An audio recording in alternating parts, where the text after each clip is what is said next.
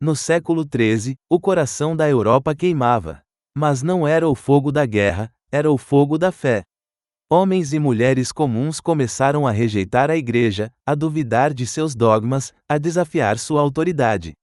Eles acreditavam que o mundo era obra de um Deus maligno, que a verdadeira divindade não estava na matéria, mas no espírito puro e incorruptível.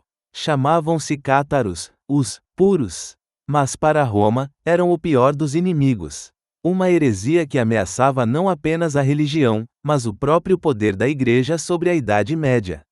O que começou como uma fé alternativa, terminou como um genocídio esquecido. Uma cruzada dentro da própria cristandade. O surgimento da heresia. Tudo começou no sul da França, em uma região conhecida como Languedoc. Enquanto o resto da Europa ainda rastejava sob o peso da superstição e da nobreza feudal, Languedoc florescia. Era culta, rica, e mais livre do que Roma gostaria. Foi lá que a mensagem cátara encontrou eco.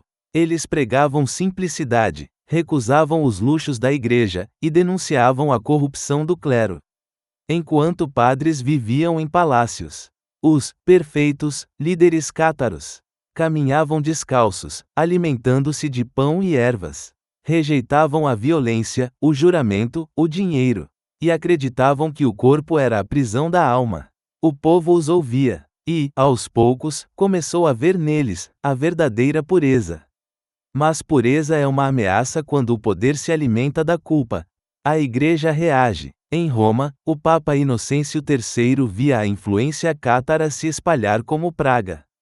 Inteiras cidades do sul da França já não reconheciam a autoridade da Igreja. A heresia não estava mais nas sombras, estava nos altares. Em 1208, um enviado papal foi assassinado. Esse foi o estopim. O Papa declarou uma cruzada. Não contra muçulmanos, não contra pagãos, mas contra cristãos europeus. Nascia a Cruzada Albigense. O Languedoc se tornou o campo de extermínio da fé dissidente. E o sangue de homens, mulheres e crianças seria o preço da pureza católica. A cidade de Béziers, 1209. Um dos primeiros alvos da cruzada. Os exércitos do Papa cercaram os muros exigindo que entregassem os hereges. Mas a resposta foi silêncio. Então o comandante perguntou a um legado papal: como distinguiremos os cátaros dos verdadeiros cristãos? E o homem respondeu: matem todos. Deus saberá reconhecer os seus. O massacre foi total. Mais de 20.000 pessoas morreram. Nem crianças foram poupadas, nem igrejas respeitadas. Foi o primeiro ato do que se tornaria uma política sistemática. Apagar uma fé do mapa. A filosofia dos puros. Os cátaros não acreditavam em um único Deus, mas em dois princípios. Um bom, criador do mundo espiritual, e um mau, criador do mundo material. Para eles, a carne era uma armadilha. O verdadeiro cristão deveria libertar-se do ciclo de reencarnações e retornar à luz. Rejeitavam o Antigo Testamento, o sacerdócio, e o poder de Roma. Para eles, Cristo não era Deus feito carne, mas um espírito puro que veio libertar os homens da matéria. Era uma fé radicalmente espiritual e profundamente subversiva.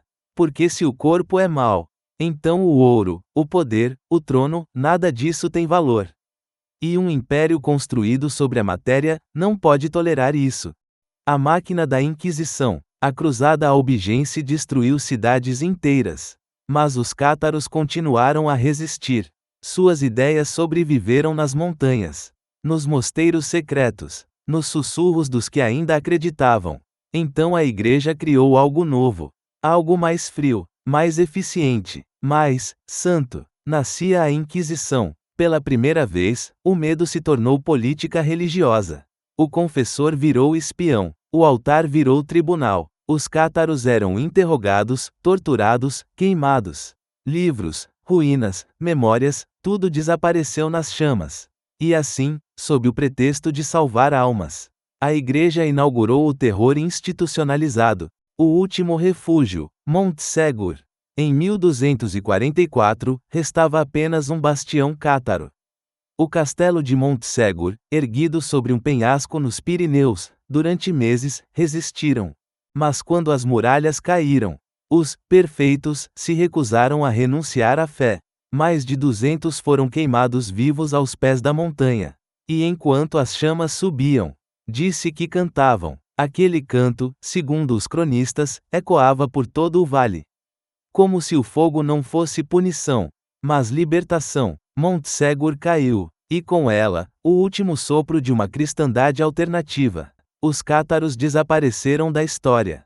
Mas suas ideias, de espiritualidade interior, de rejeição ao materialismo, de compaixão e simplicidade, permaneceram. Séculos depois, filósofos, gnósticos e místicos reinterpretariam suas crenças.